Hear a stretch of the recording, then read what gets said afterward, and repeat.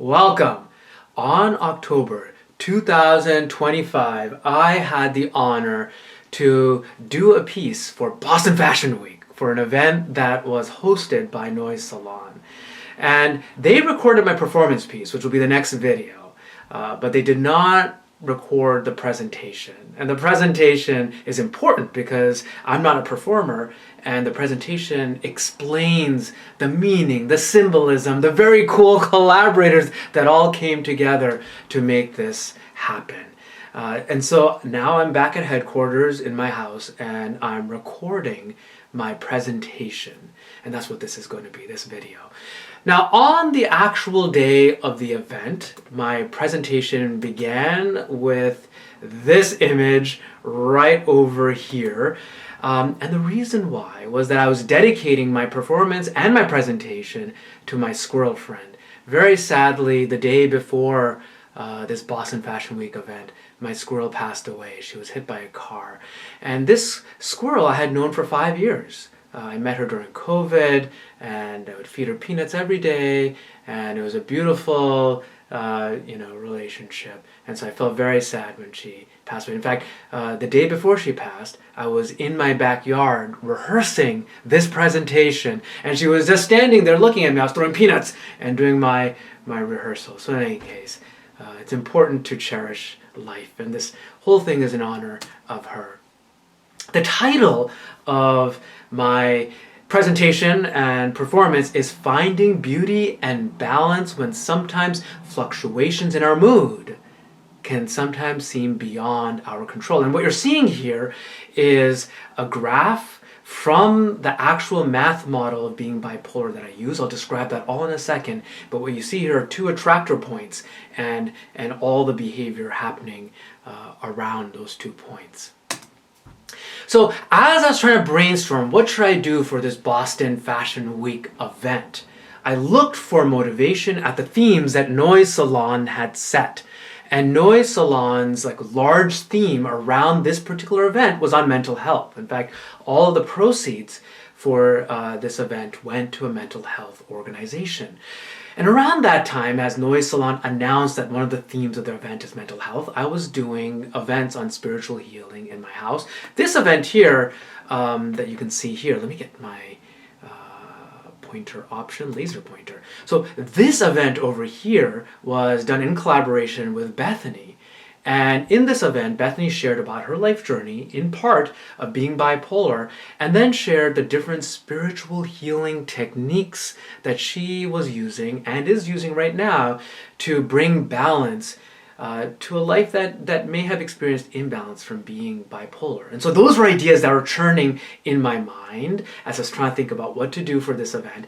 And then the second set of themes that Noise Salon had dedicated this event to was sound and noise. And so I thought, how do I bring these two things together? Mental health and then sound and noise. And I was like, oh, I know, why not take mathematical models of being bipolar and turn that into a sound experience? And in that way, the audience can also empathize a little bit with what it means to be bipolar, because they can hear how intense some of these fluctuations can be between two extremes. Now, you may be wondering, where does one get mathematical models of being bipolar? Well, from math professors. And I was very fortunate to know a math professor, Jonathan Tabul, who's at Brandeis. And I reached out to him and I told him about the idea. And I was like, can you help me with this model? And he was like, you know what? I've already published with my friend Bob Schwartz, who I met over Zoom, by the way. Very, very awesome guy. And so Jonathan said that they had already published a mathematical model on mood that exhibited behaviors of depression. And he said he could update that model to have characteristics of being bipolar. And some of those characteristics are fluctuating between two extremes: depression, which most people know, and then mania.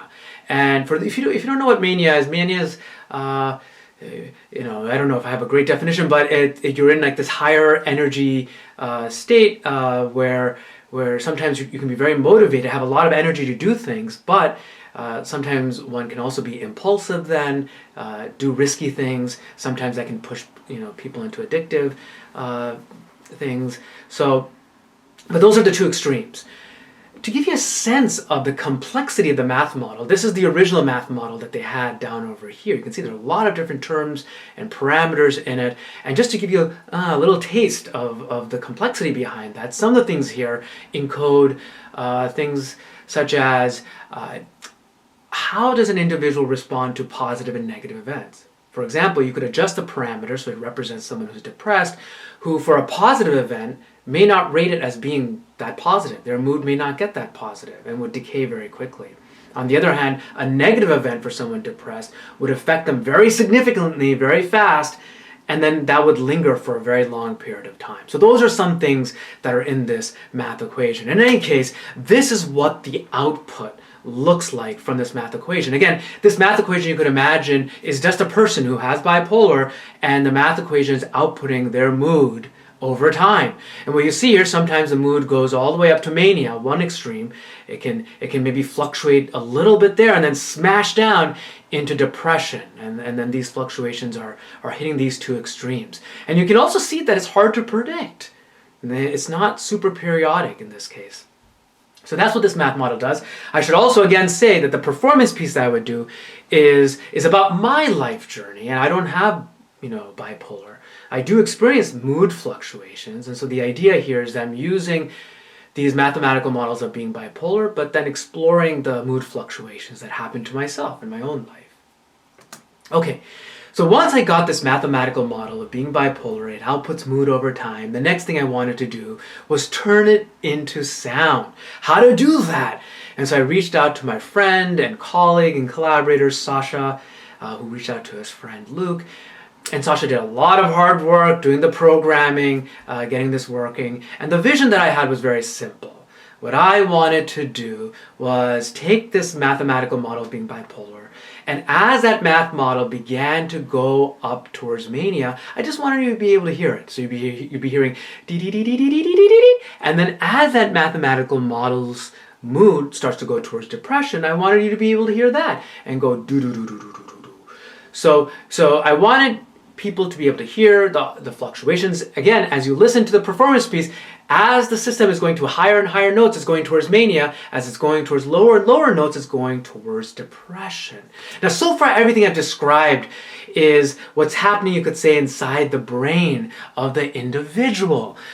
These intrinsic fluctuations in mood, you could say, are happening in the system of the brain. But a large part of what affects our mood is how we as individuals react to our mood, which sometimes may be outside of our control.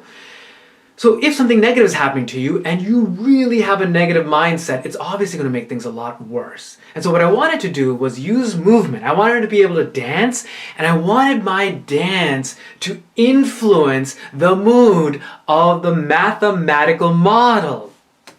So to do that, I used this thing here. I had designed this with Jacob Smith for a separate project that we were working on. This was the group of people looking at human augmentation in dance. But really what this does is it has a tilt sensor on it. So every time that I tilt, that information is then sent to the computer. And then Sasha, so the math professor created a term for that in the math equation, and then Sasha helped me program that in.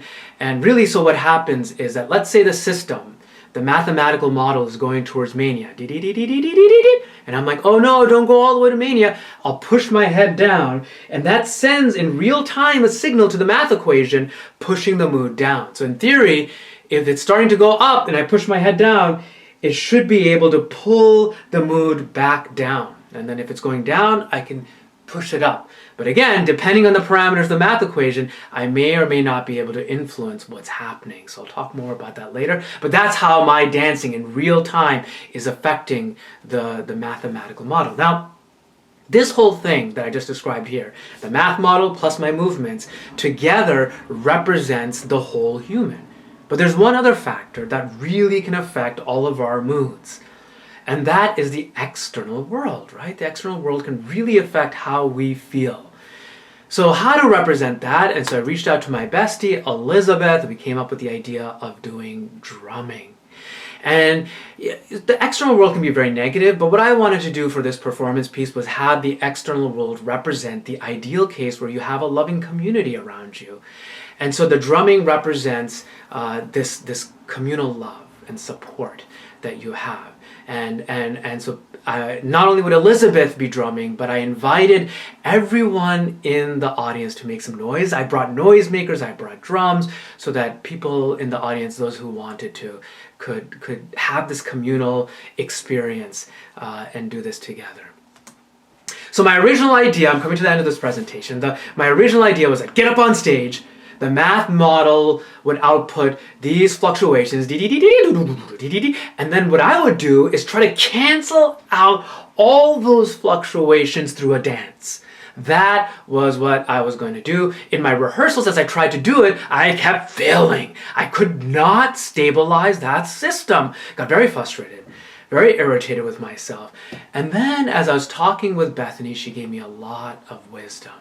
Because Bethany said that in her journey of being bipolar, what helped the absolute most was not trying to battle her fluctuations, her emotional fluctuations, but instead the most important first step that she had to do was radical self-acceptance and radical self-love. Some days, she's just not going to feel good. And instead of getting angry and frustrated, why can't I change this? Instead, the important thing was to give oneself love and be like, it's okay if I'm not feeling good today. Let me do something for self-care. Let me take care of myself. Then Bethany said that after she was able to create that bedrock of radical self-acceptance, the next thing that she was able to do was using her spiritual healing techniques.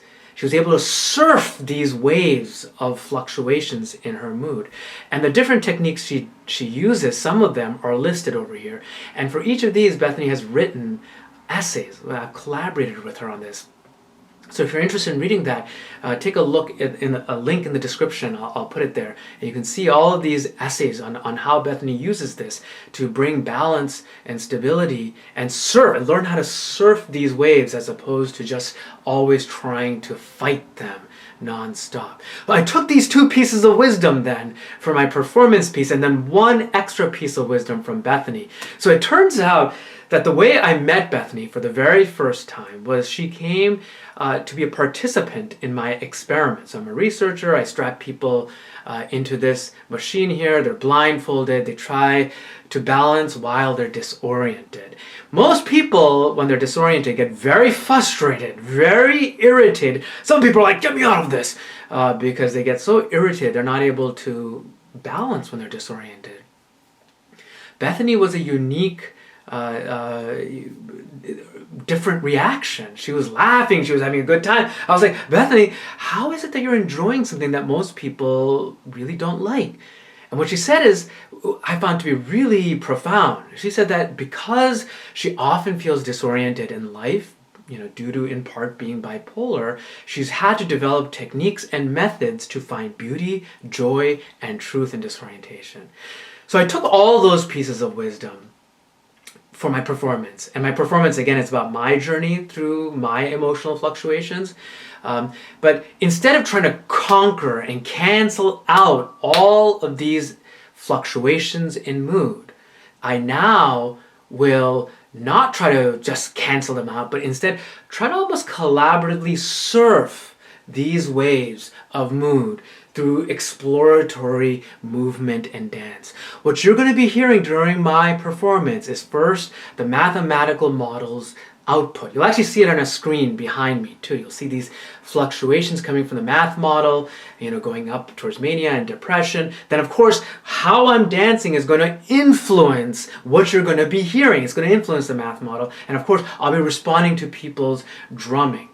Every 90 seconds or so, Sasha and I had coded for the parameters of the math equation to change. The parameters refer to different, you could say, types of being bipolar, different vibes of being bipolar. Some people's bipolar may fluctuate very, very slowly, and those are defined by the parameters in the equations. Other people's bipolar fluctuations may be really fast, and those are also encoded by a different set of parameters. Some people's bipolar fluctuations will be so intense that no matter what I will try to do, I will not be able to have any sort of influence on it. And in those situations, hopefully what you'll see in the performance piece is that I will try to do radical self-acceptance and love.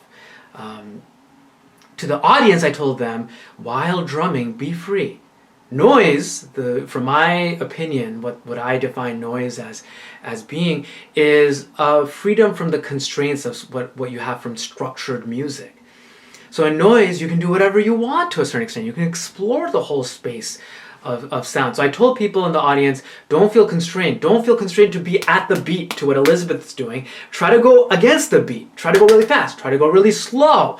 And some of these ideas we had perfected in this event that I had done in my house on reaching altered states of mind through rhythmic induced trance. It was in collaboration with Elizabeth and also Ingrid.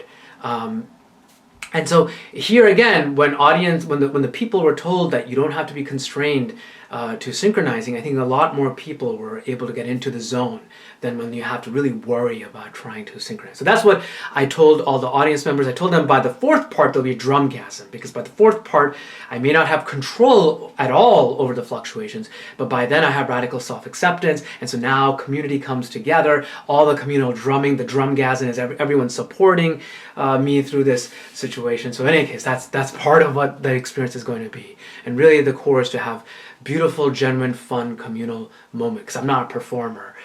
This is just a fun exploration as a scientist that I am doing. So the fashion for the Boston Fashion Week is inspired by actual data from people balancing themselves. For example, when they're disoriented, you see all these loops, that's actual sort of phase plots. So if you look over here, this is something my mother made for this fashion piece, and you can see these loops represent those loops of disorientation. And then Nellie, my girlfriend, made these shorts over here for me. And the shorts, if you look carefully at them, have all of these loops here, again, referring to the data and trying to stabilize and balance when there's imbalance, which is the themes in part of this event. And then I finished, of course, by telling everybody that I love collaborating, reach out,